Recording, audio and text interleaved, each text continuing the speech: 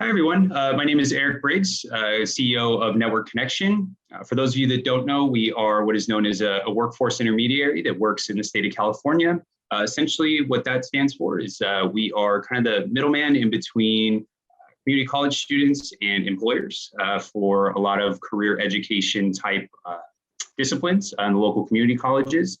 And what we wanted to start doing is highlighting some of the students we've been able to work with who have gained some experience in the field. And so today we're here with Juan Cortez, and I'm gonna go ahead and talk with him a little bit about his experience that he's recently gained. And so let's go ahead and jump right into it. Juan, just to start it off, would you mind elaborating a little more on what school you're going to and then what you're studying at that school? Yeah, so I'm currently attending RCC, Riverside City College, and I'm in the ADM department, Applied Digital Media, and in hopes of, going on to do graphic design or something within that field. So within graphic design, you don't mind me asking, why'd you choose that major? Have you been interested in it for a long time? Was it something that recently popped up? What does that all look like for you? I'll be honest, I did not know anything about it when I first started. I used to do film, but Okay. I kind of fell out of that. I didn't like it as much after I actually tried it. And I kept seeing every time that I would apply for film jobs that they were looking for people who knew Photoshop or Illustrator and stuff like that. So I was like, you know what? Let me give this a shot. Could kind of increase my chances of actually getting a job. And I thought it was something completely different. I thought I had to be really artistic or really good at drawing. But as soon as I started taking the classes at RCC, I just quickly fell in love with it. I saw that it wasn't that exactly. And I just really enjoyed using the different softwares and stuff that were new to me. Right. And I think that's a pretty good point that you made, because like you, I've never been the greatest artist, right? I think really when I was younger, I probably stopped drawing things pretty quickly once I couldn't get past, stick figures. And I've been told that by a lot of graphic design professors that you don't have to be an amazing artist to jump into this, right? A lot of this stuff can be taught, and the tools that are available, like you said, can really help. So, so let's talk a little bit about, you were able to connect with us, and just before we started this, we were able to talk about, it's been actually a few years we've known you. So how did you come to learn about working with Network Connection? How'd that all happen? One of my classes, probably my second semester at RCC. And, it might have been you or it might have been another person that came by, introduced yourselves, kind of told the class what you were all about. And then at the end, you had these little questionnaires for us to fill out. We, fill out all our information and whether or not we want to be contacted by you. But I was like, what the heck? Why not? Let's give this a shot. Like, these guys are here to help us find jobs. That's why I came back to school. So why not? Yeah, exactly. And I think you're a really good example of, we can work with students at really any place they're at, right? Because you were working at the time, you already were working and, had an opportunity, but it was like, hey, I know in the near future here, I'm going to need to gain some experience doing this, right? And I think you kind of took that leap to say, hey, start working with me. And then when the right opportunity comes, I'll be around, right? I'll be available. So I think that's good for any student that might see this, that may think that when we work with them, it's like meet you and then 2 days later you're placed. Some students that happens, but a lot of students we work with, it's a lot of career development before we're ever, having you all go to an internship or a job opportunity. Speaking about that, we're really here today to talk about internships, that experience you gained. So what's the internship that you've been doing, maybe some of the duties and responsibilities and what you do there? I'm currently at this print shop in Chino called In-House Media Group. They're screen printing, so they do posters and stickers or decals, things like that. And I've been there for about 2.5, 3 months now. They were super awesome, very flexible about working with my school schedule, with my other job as well. And basically I was brought in to help the art department. So we're kind of like a two-person team, and we take all the files that the artists or the clients send us, and we kind of dissect everything, break it apart, and prepare it for the actual screen printers. I'm happy that you spoke about this. I think sometimes when we work with graphic design students, sometimes there's a little bit of a thought of, hey, I really want to jump right into a design firm right away, right? Which is an opportunity. It's not to say that can't happen, but sometimes we'll struggle with when we bring a print shop to somebody with like, hey, you can really get some good experience here. And you see that word printer and they're like, no, I'm okay. I just want to do the design side, right? But we'll talk in a minute about one other question I have for you about how seeing that printing side might have actually been really helpful for you, right? So we'll talk about that in a minute. But what I wanted to ask a little more detail on was when you started with in-house, was it at first a capped internship? Was there an end date on it, or did they kind of say, "Hey, this is a job, and we'll just take it from here"? What was the starting of it like? So it was kind of more of the latter. They didn't say, all right, this is the time limit that you're going to have. They were just kind of like, we want to bring you on board to help out Stephanie, the one person who was doing everything at the time. They were like, we're starting to get busier, so she's going to need an assistant. So it's kind of just up to you, is what they told me. The more you start kind of picking everything up, the more opportunities that there's going to be for hours. And I have been able to see that. Like when I first started, I was going in twice a week. I'm still going in twice a week, but now they allow me to do like the full 8 hours during those 2 days. And they have also given me the opportunity to, any other hours that you're able to pick up, even if it's just like a half shift here and there, you're welcome to come in. It helps us out. And thank you for letting me know more about that. I think, the traditional internship, if you will, right, is, hey, there's an 8-week or 10-week, and, after that, you're either, maybe they'll keep you on. And if not, great, you got some experience. But I think students sometimes, maybe in our minds, we might overcomplicate it. Sometimes you just need a part-time job in the industry, right? And that's kind of what this was. Like, hey, we're not gonna cap you on when this will be over. It's just, hey, if you be an awesome employee here, we're gonna keep you, and you can keep getting experience. So good point to make is that, internship, part-time jobs, sometimes they can look really similar. It just depends on how the company might want to do it, right? So, okay, let's actually take a step back really quick. You got this opportunity. Obviously, you had to interview for it, right? You had to make sure that they wanted to bring you on. Did you feel prepared walking into it? I know you probably had a session with either myself or someone at the time to get you prepared. Did you feel prepared when you were there? Were you nervous? How did you feel about the interview? So going into it, I actually felt pretty calm. I've had a ton of interviews in the past, a ton of rejections. But I just, I felt good about this. You guys helped me a lot with the resume. Not so much interview practice, but only just because I didn't request it. Luckily, I have my girlfriend at home who usually helps me kind of bounce questions off of. But yeah, so you guys definitely helped me a lot in prepping my resume to look great. And then once I went into in-house, I was in there honestly like 2 hours. And the owner, she had my portfolio open on her computer, my online portfolio. And she was just kind of going through it, asking me about, how'd you do this? How'd you do that? And honestly, it felt more of like a conversation. She asked me a few questions here and there, like the traditional interview questions, but mostly she was just kind of trying to gauge like what I was like, kind of what I knew and stuff.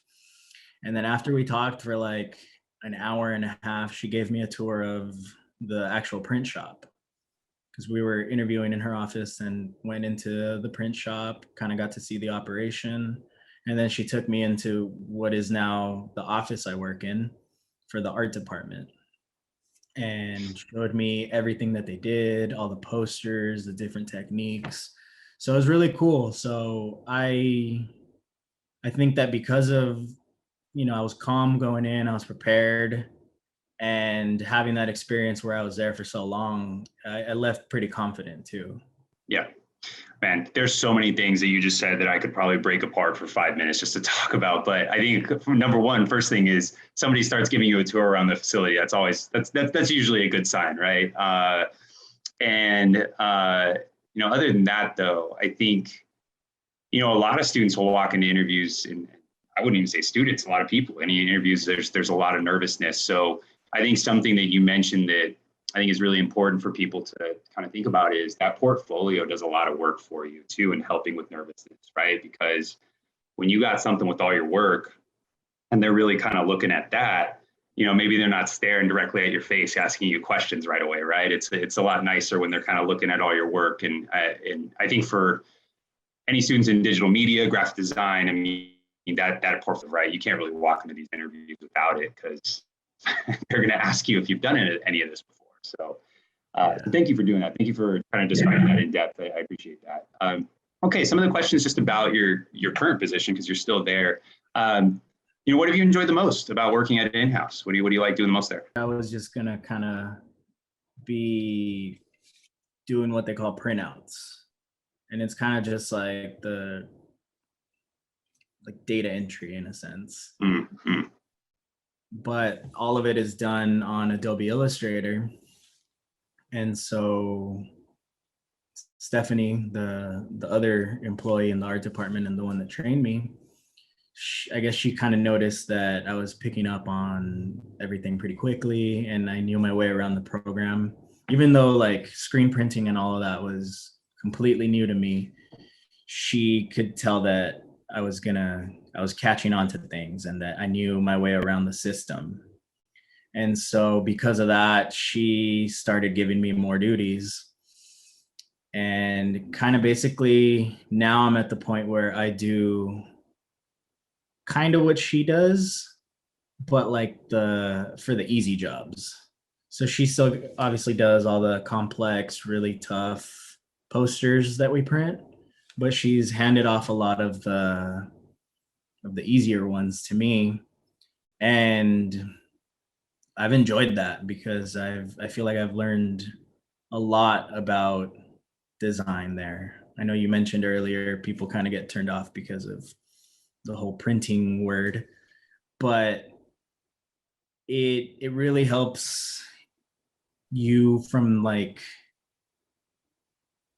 even from the design part of it, because lots of times I think designers maybe don't think about the ultimate physical product because everything that we tend to do is digital. So it's really cool to see how both sides of the coin work. And just learning all of that has been awesome. Yeah. No, and I think I appreciate you mentioning that because I do think both sides help. 10 years ago when I was before started the company, I worked in marketing, just for a little bit. I interned and